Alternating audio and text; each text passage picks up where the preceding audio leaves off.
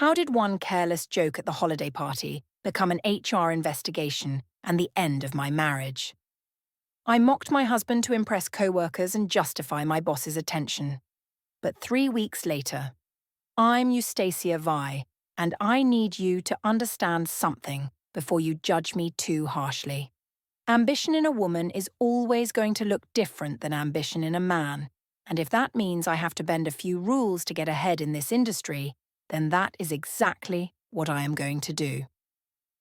The cafe corner of the co-working space on 5th Street had become my favourite spot for what I called strategy sessions, which is exactly what they were, even if my husband Owen would probably see them differently if he knew all the details.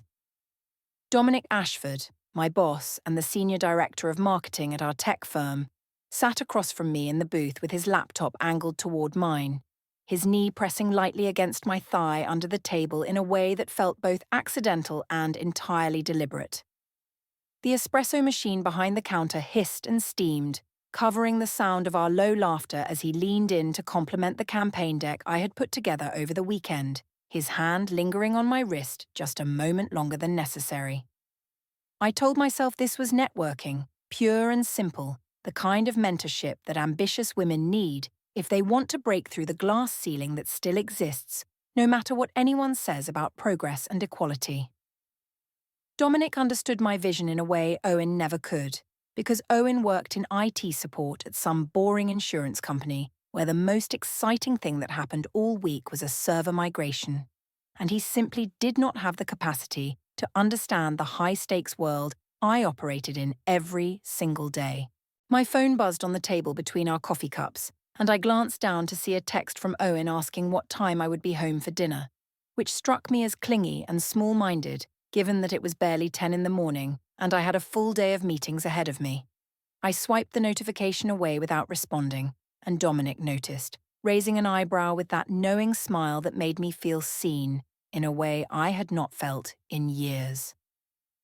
The night before, Owen had asked me why my boss was texting me so late, his voice careful and measured in that infuriating way he had of never quite saying what he actually meant. And I had turned the question back on him, asking if he was really going to be that insecure and jealous over professional communication. I told him he did not understand corporate culture, that in my world, deals got made and strategies got refined outside of normal business hours,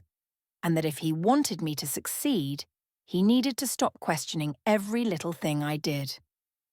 He had gone quiet after that, which I took as acceptance, and I went to bed feeling justified and a little bit superior, because I was building something real while he was stuck in his comfortable, risk-free routine. Dominic walked me to my car after we finished our coffee, his hand resting briefly on the small of my back as we crossed the parking lot, and I felt a thrill of power knowing that I was the one he chose to invest his time in, the one he saw as a partner rather than just another employee. I did not notice Owen's car parked across the street with the engine off, because why would I, and even if I had, I would have assumed he was running errands or killing time before his own shift started. When I got home that evening, Owen was already there, heating up leftovers in the microwave with his back to me, his phone sitting face down on the kitchen counter in a way that felt oddly deliberate. He greeted me politely, asked how my day went in that same measured tone, and I gave him the highlights, leaving out the parts that did not concern him. A calendar reminder pinged on his phone, the screen lighting up briefly with the words, "Consultation, 9:15 a.m." And he swiped it away before I could ask what it meant, then excused himself to the bedroom earlier than usual, saying he was tired. I assumed he was sulking, which was typical Owen behaviour whenever he felt neglected or overlooked, and I poured myself a glass of wine, scrolling through work emails and feeling satisfied with the progress I was making on multiple fronts. The next morning, I walked past his small home office on my way to the bathroom and noticed a thin binder on his desk labelled Auto, which seemed like it should have been just insurance paperwork and registration documents, but it looked thicker than it should have been, the edges of papers sticking out at odd angles. Something about it made me pause, but I shook off the feeling, telling myself I was being paranoid, that Owen was too passive and too predictable to be planning anything more complicated than organizing our car records, and I went about my day without giving it another thought. The open-plan office on the marketing floor felt electric that Tuesday morning, with sunlight streaming through the floor-to-ceiling windows and the usual buzz of keyboards and phone calls, creating a backdrop that made me feel alive in a way my home life never did anymore. I settled into my desk with my second coffee of the day, logging into my computer and pulling up the project management software that tracked all of our campaigns, when a notification popped up in the corner of my screen from the team group chat, the one that included everyone in the marketing department except for the senior executives. Nina Reyes, one of my co-workers who I considered a friend in the casual way you become friends with people you see more than your own family, had posted a photo from the client dinner Dominic and I had attended the night before. The image showing us walking out of the restaurant together, his hand hovering near my elbow in a gesture that could have been professional courtesy, but definitely looked like something more. The caption read, "Power Couple Energy," with a string of flame emojis, and I felt a rush of validation seeing it there in the chat, proof that other people recognized the dynamic between Dominic and me as something special and worth noticing. I reacted with a heart emoji, not even thinking about how that might look to anyone paying close attention, because in that moment I was riding high on the acknowledgement that I was part of something bigger than my boring marriage to a man who could not even pretend to be interested in my professional achievements. Another co-worker, someone from the analytics team whose name I could never quite remember, typed back that Dominic and I should just make it official. And I laughed out loud at my desk, typing back a response that felt clever and bold in the moment, but that I would later wish I could take back. I wrote, "My husband wouldn't even notice," and hit send before I could second-guess myself, because it felt true in that moment, and because I was surrounded by people who understood the pressures and temptations of corporate life in a way Owen never would. The chat thread continued throughout the morning, with people adding jokes and observations, and someone eventually asked directly if Owen knew about how much time I spent with Dominic, which should have been a warning sign that I was being too obvious, but instead I doubled down. I typed that Owen was too focused on his boring IT job to care about mine, that he lived in a completely different world where nothing exciting ever happened, and that honestly, it was exhausting being married to someone who could not keep up with my pace. The messages sat there in the chat, time-stamped and permanent, visible to 24 co-workers who could screenshot them at any moment. But I did not think about that because I was too busy enjoying the attention and the sense of being understood by people who mattered in my professional sphere. That night, I came home later than I had promised. The smell of Dominic's cologne still faint on my blazer from when we had shared a rideshare back to the office parking garage, and I found Owen sitting on the living room sofa with his laptop open, the blue glow illuminating his face in the dim room. He looked up when I walked in, his expression neutral and unreadable, and asked how my day went in that same careful tone he had been using for weeks now, the one that made me feel like I was being observed rather than engaged with. I told him I had grabbed drinks with the team after work, which was technically true even though it had really just been Dominic and me and 2 other people who left after one round, and Owen nodded slowly, asking if Dominic had been there. The question irritated me because it felt like an accusation disguised as casual curiosity, and I snapped back that yes, Dominic had been there, because he was my boss and my mentor, and someone who actually valued my contributions, unlike some people who seemed determined to make me feel guilty for having a career. Owen did not respond to that, just turned his attention back to his laptop, and I noticed for the first time that he had multiple browser tabs open, including what looked like a cloud storage interface. But I did not think much of it because Owen was always organizing something or backing up files or doing whatever tedious digital housekeeping he felt was necessary. What I did not know, what I could not have known in that moment, was that Owen was sitting there looking at a complete backup of my work messages, including the group chat thread from earlier that day, and that he was methodically taking screenshots and saving them into a folder on his desktop labeled Work Archive March. He had been doing this for weeks, apparently, building a timeline that I had no idea existed. And while I stood in the kitchen pouring myself a glass of wine and scrolling through my personal phone, he was cataloguing every careless joke and every dismissive comment I had made about him to people who were essentially strangers. A notification popped up on my laptop, which I had left open on the coffee table when I went to the kitchen, and Owen's eyes flicked to the screen before I could get back to close it. The notification was a shared calendar invite from Dominic for something called Strategy Offsite Weekend, scheduled for 2 weeks out at a resort hotel about 90 miles from the city, and I saw Owen's jaw tighten slightly as he read it, though his expression remained otherwise unchanged.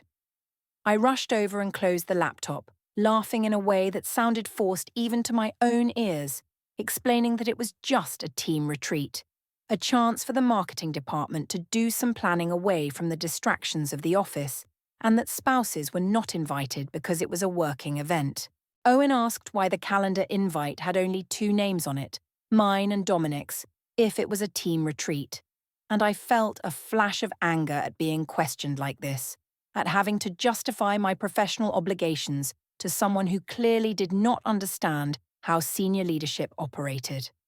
I told him he was being paranoid and controlling, that this was exactly the kind of behavior that made me feel suffocated in our marriage, and that if he could not trust me to do my job without constant surveillance, then we had bigger problems than a weekend work trip. Owen closed his laptop without another word, picked up his phone, and walked into the hallway. And I heard him speaking in a low voice that I could not quite make out, the tone measured and businesslike in a way that made me uneasy, even though I told myself he was probably just talking to his mother or handling something related to our daughter Mira's school schedule. When he came back into the living room a few minutes later, he said he was going to bed, and I watched him walk away, noticing for the first time that there was something different about the way he carried himself, a kind of quiet resolve that I had not seen before, and that I should have recognized as dangerous. The company event reception was held in a hotel ballroom downtown, the kind of venue with crystal chandeliers and floor-to-ceiling mirrors that made everything feel more glamorous and important than it actually was. And I had spent an hour getting ready that evening, choosing a dress that was professional enough for a work event, but striking enough to make sure Dominic would notice me across the room. The invitation had specified cocktail attire, and as I walked into the ballroom with my coworkers, I felt a surge of confidence seeing the space filled with people from every department, the bar already crowded and the noise level rising as conversations overlapped and laughter bounced off the high ceilings. Dominic was already there, standing near the bar in a charcoal suit that fit him perfectly, and when he saw me, his face lit up in a way that made me feel like the only person in the room, even though there were easily 200 people milling around with drinks in their hands. I made my way over to him, weaving through clusters of coworkers and nodding at people I recognized, and when I reached his side, he handed me a glass of wine without me having to ask, his hand resting briefly on my lower back in a gesture that felt both casual and possessive. We stood there talking about the quarterly results and the upcoming campaign launches, but the conversation was really just an excuse to be close to each other, and I could feel the energy between us crackling in a way that made me forget, for a moment, that I was married and that this was technically inappropriate. Someone from the finance department called for a toast about halfway through the evening, and the room quieted down as our CEO said a few words about teamwork and innovation, and then he opened the floor for anyone else who wanted to say something. I had not planned to speak, but the wine had made me bold, and the attention from Dominic had made me feel invincible, so when someone handed me the microphone, I took it without hesitation, climbing onto a small platform near the bar so everyone could see me. I started with the usual corporate platitudes about collaboration and dedication, but then I veered into territory that felt edgier and more personal, making a joke about how some people are too oblivious to see what is right in front of them, and I saw a few people in the crowd exchange glances, unsure whether to laugh or stay silent. I kept going, emboldened by the attention and the way Dominic was grinning at me from his spot near the bar, and I gestured vaguely toward the crowd, saying that my husband thought I was working late every night, and that, bless his heart, he was so trusting it was almost sad. The laughter that followed was louder than I expected, rippling through the room in waves, and I felt a rush of power knowing that I had made these people laugh, that I had their attention and their approval. And I did not think about how cruel the joke was or how it would sound to anyone who actually knew Owen. Dominic raised his glass to me, his smile wide and approving, and I saw Nina pull out her phone and start recording, which I took as a compliment rather than a warning, because in that moment I wanted to be seen and remembered. What I did not see, what I did not notice until it was too late, was Owen standing near the back of the room by the exit, holding a glass of water and watching me with an expression that was completely calm and completely unreadable. His knuckles were white around the cup, the only visible sign of tension in his otherwise still posture. And he did not leave or make a scene or do anything that would have drawn attention to himself. He just stood there and watched as I made a public spectacle of mocking him in front of my co-workers and his presence. I finished the toast with another joke about how grateful I was to work with people who actually understood ambition, and the applause that followed felt like validation, like proof that I was on the right path, and that Owen's quiet disapproval was just a symptom of his own limitations. I handed the microphone back and made my way through the crowd, accepting congratulations and high fives from co-workers who thought the whole thing was hilarious. And it was not until I was halfway across the room that my brother Jared appeared at my elbow, his face tight with concern. He pulled me into the hallway outside the ballroom, away from the noise and the crowd, and asked me in a low, urgent voice if I realized how cruel that toast had sounded, if I understood that I had just humiliated my husband in front of a room full of people who would remember this moment and talk about it for weeks. I laughed it off, telling Jared that he was being dramatic, that Owen was not even at the event because he never came to my work functions, and that even if he had been there, he would not have taken it personally because he knew I was just joking around. Jared stared at me for a long moment, his expression somewhere between disbelief and disappointment. And then he told me that Owen was absolutely at the event, that he had seen him standing by the exit during my entire toast, and that I needed to go find him and apologize before this got any worse. I felt a cold spike of panic in my chest, but I pushed it down, telling myself that Jared was exaggerating, that Owen would understand it was just office humor, and that I had not meant anything by it. I walked back into the ballroom, scanning the crowd for Owen's familiar frame, and I found him still standing in the same spot near the exit, his posture unchanged and his face still calm. Our eyes met across the room, and for a moment, I thought about going over to him, about explaining that it was just a joke and that everyone knew I did not really mean it, but something in his expression stopped me. He nodded once, a small, deliberate movement that felt like acknowledgement rather than forgiveness, and then he turned and walked out of the ballroom without looking back, leaving me standing there with a half-empty wineglass and a growing sense that I had just crossed a line I could not uncross. When I finally got home several hours later, the house was dark except for a single light in the dining room, and I found Owen sitting at the table with his laptop open,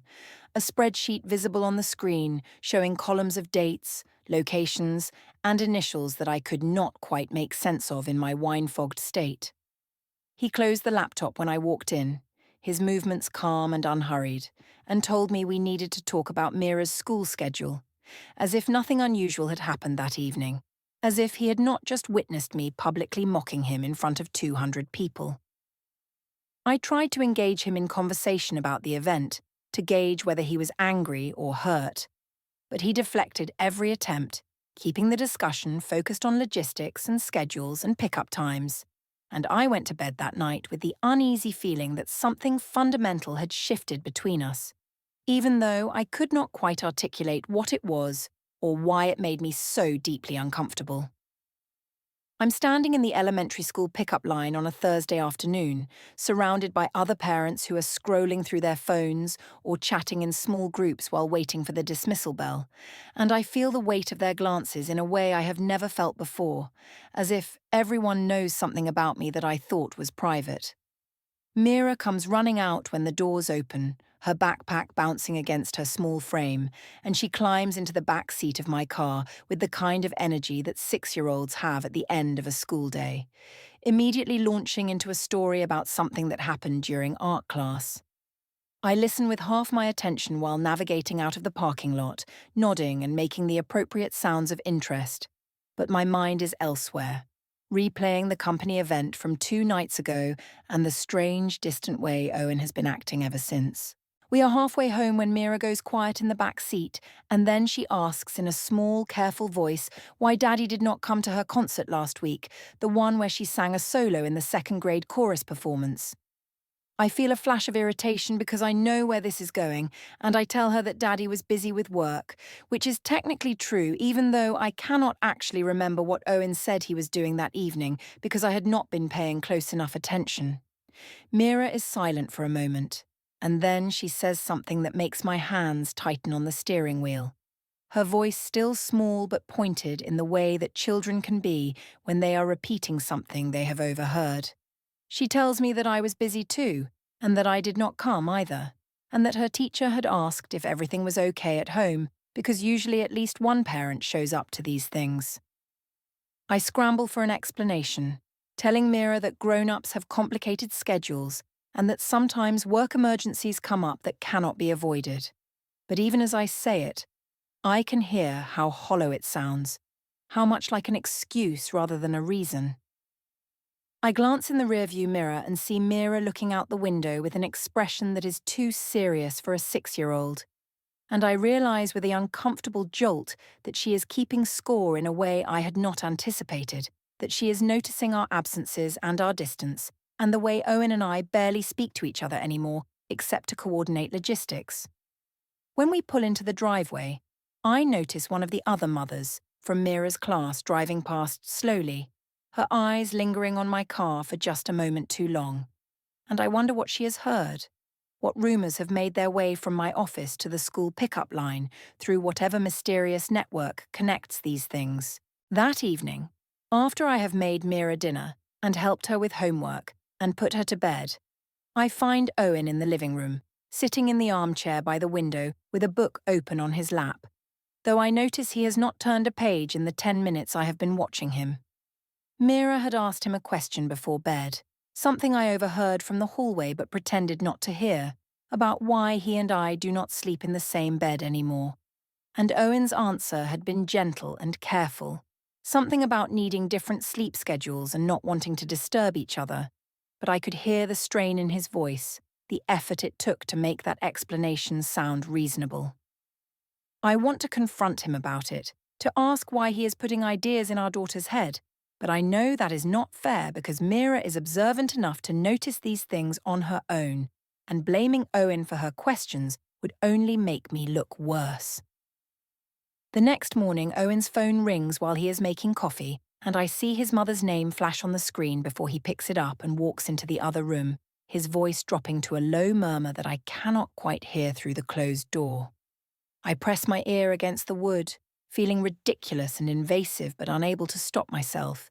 and I catch fragments of the conversation that make my stomach twist with anxiety. Owen is telling his mother that he is handling something, that he just needs a little more time, and that she should not worry, but that yes, it would be helpful if she could take Mira for the weekend, just to give him some space to sort things out.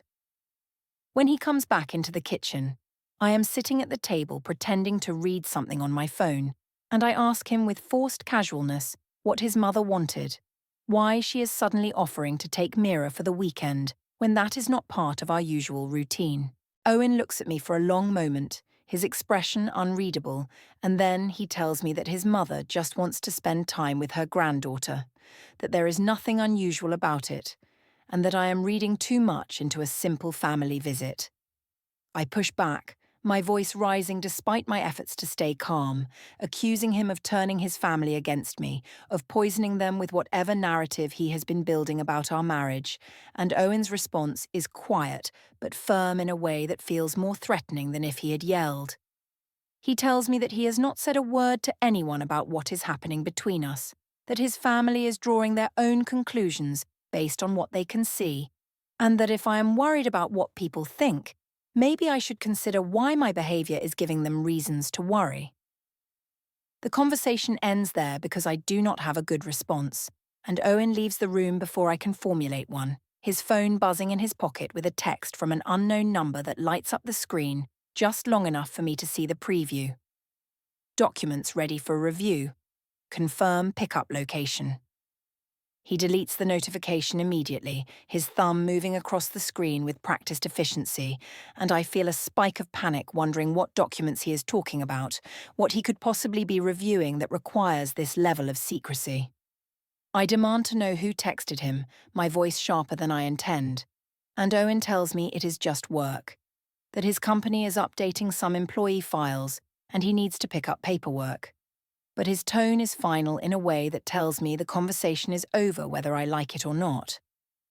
He leaves the room without waiting for my response, and I notice for the first time that there is a new key on his keyring, small and brassy and completely unfamiliar. The kind of key that might open a storage unit or a post office box or some other space I know nothing about. I want to ask him about it, to demand an explanation for all these small changes that have been accumulating over the past few weeks. But something stops me, some instinct that tells me I am better off not knowing, at least not yet. That night, I lie awake in our bed while Owen sleeps in the guest room down the hall, and I listen to the sounds of the house settling around me, wondering when exactly I lost control of this situation and whether there is any way to get it back before whatever Owen is planning comes to fruition. I'm meeting my brother Jared for a walk along the riverside embankment on a Saturday afternoon, the kind of crisp autumn day where the light slants golden across the water and couples jog past with their dogs. And I have agreed to this meeting because Jared has been texting me all week saying we need to talk about something important, his messages growing more insistent each time I try to brush him off. He is already waiting when I arrive, leaning against the railing and staring out at the river with his hands shoved deep in his jacket pockets, and when he turns to greet me, his expression is serious in a way that makes my defenses go up immediately, because I know he is about to lecture me about something I do not want to hear. We start walking without much preamble, and Jared wastes no time getting to the point, telling me that the rumours about Dominic and me at the office are completely out of control, that people are talking about it openly now, and that someone apparently told Dominic's wife, who has been making calls to mutual friends trying to figure out what is actually going on. I feel a jolt of alarm at that last part because Dominic had assured me his wife was oblivious and that we were being careful enough to avoid any real scrutiny. But I cover my reaction by laughing and telling Jared that office gossip is always exaggerated, that people love drama and will manufacture it out of nothing if they are bored enough. Jared stops walking and turns to face me, his eyes searching my face with an intensity that makes me uncomfortable, and he asks me directly if I am having an affair with my boss, if all the rumours are actually true, and I hesitate just a moment too long before answering, which is apparently all the confirmation he needs. He tells me that Dominic's marriage is his problem to deal with, but that I need to think about what I am doing to my own family, to Owen and to Mira, and that from what he has been hearing, Owen is not as clueless as I seem to think he is. I bristle at that, asking Jared what exactly he has heard and from whom, and he tells me that he ran into one of Owen's co-workers at a coffee shop last week. Someone who mentioned in passing that Owen has been unusually focused and organised lately, that he has been taking personal days for appointments he will not explain, and that he seems like someone who is preparing for something big. The description unsettles me more than I want to admit, because it matches what I have been observing at home, the way Owen has become methodical and distant, moving through our shared space like someone executing a plan rather than living a life. I tell Jared that Owen is too passive to do anything dramatic, that he has always been the type to avoid conflict and hope problems resolve themselves. But even as I say it, I can hear the doubt creeping into my own voice, because the Owen I have been living with for the past month does not match that description anymore.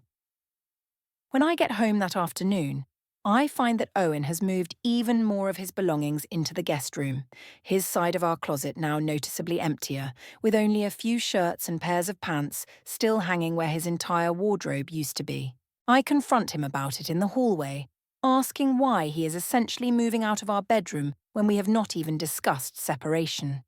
And his response is calm and measured in that infuriating way he has perfected recently, telling me that it is easier for everyone if we have separate spaces, that he is not interested in fighting about it, and that this arrangement is temporary until we figure out what comes next. The phrase "what comes next" hangs in the air between us, loaded with implications I am not ready to examine, and I want to push him for details, to demand a timeline or an explanation. But something in his posture tells me that pushing right now would be a mistake. Owen has started keeping his phone in his pocket at all times, even when he is home, and I notice that his laptop is now password protected in a way it never was before, the login screen appearing whenever I walk past his desk and glance at the monitor. He no longer asks me about my day or makes small talk over dinner, and our conversations have been reduced to logistics about Mira's schedule, grocery shopping, and bill payments, the kind of transactional exchanges that roommates might have rather than spouses. One evening, I come home from a late meeting with Dominic to find the house quiet and dark, except for a light in the garage. And when I investigate, I find Owen sitting in his car with the engine off, speaking quietly on the phone with someone I cannot identify. I knock on the car window, startling him, and he ends the call abruptly, stepping out and closing the door behind him with a controlled movement that suggests he is annoyed by the interruption but determined not to show it. I ask him who he was talking to and why he is having conversations in the car instead of in the house. And Owen tells me that he was just handling some personal business, that it is nothing I need to worry about, and that he is making sure everything is handled properly and legally, whatever that means. The word legally sends a chill through me, because it suggests lawyers and formal processes and consequences I have been trying very hard not to think about. But when I press him for details, he simply repeats that he is handling things the right way and that I will understand soon enough. A calendar reminder goes off on Owen's phone while we are standing in the garage, the notification lighting up the screen with the words, "Final review, 2:45 p.m." And I catch a glimpse of it over his shoulder before he dismisses it with a quick swipe. I ask him what needs to be reviewed, what appointment he has scheduled that requires this level of secrecy, and Owen looks at me with an expression that is almost pitying, telling me that he is just tying up some loose ends, making sure all the details are in order before he takes the next step. I want to grab his phone and scroll through his calendar and his messages and whatever files he has been organizing so carefully, but I know that would only confirm what I am starting to suspect, which is that Owen has been building a case against me, documenting everything I have done and said, preparing for some kind of confrontation or legal action that I am not ready to face. The next morning, Owen tells me over breakfast that he will not be attending my company's quarterly meeting next week, the big all-hands event where the executive team presents results and strategy to the entire organization, and his tone is casual but deliberate, as if he is testing my reaction. I ask him why not, since he has come to these events before, and they are usually decent networking opportunities, and Owen takes a sip of his coffee before responding, his eyes meeting mine with a directness that feels like a challenge. He tells me that I should go and that it will be an important day for me, and there is something in the way he says it that makes my stomach drop, as if he knows something I do not, as if he has already set something in motion that will play out whether I am ready for it or not. I try to laugh it off, to make a joke about him being dramatic, but Owen does not smile, does not engage with my attempt to lighten the mood. He just finishes his coffee and leaves the room, and I am left sitting at the kitchen table with the growing certainty that whatever is coming is going to be worse than anything I have imagined. I'm sitting in the HR meeting room on the third floor with glass walls that let everyone in the hallway see inside, and Priya Chandra sits across from me with a manila folder while Dominic slumps 2 chairs away looking like he might be sick. Priya explains that an anonymous report triggered an investigation into inappropriate workplace conduct, favoritism, and misuse of company resources, and before I can interrupt with excuses, she starts sliding documents across the table that make my throat close up with panic. There are printed screenshots of the group chat where I mocked Owen, a transcript of my toast at the company event, parking garage security footage showing Dominic and me together, and a timeline of emails and calendar invites going back 6 months that establishes a clear pattern. A video call connects on the wall monitor, and a man in a suit introduces himself as Owen's attorney, stating that Owen has provided corroborating evidence and filed a formal complaint for workplace harassment and defamation based on my public statements about him. Priya tells Dominic he is on immediate administrative leave and that his building access is suspended, and then she turns to me with a letter explaining that I am on temporary suspension without pay, that I must cease all contact with Dominic, and that a follow-up meeting in 10 days will determine if I am terminated. She asks for my badge, and I watch her seal it in an envelope. The action somehow more devastating than anything else because it represents everything I have lost in a single hour.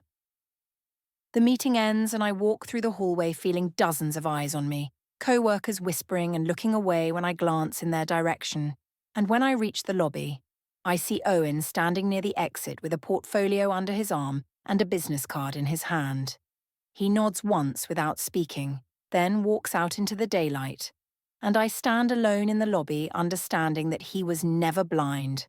that every careless word I spoke was documented and turned into evidence, and that the confident, successful woman I thought I was has been replaced by someone facing consequences she never saw coming.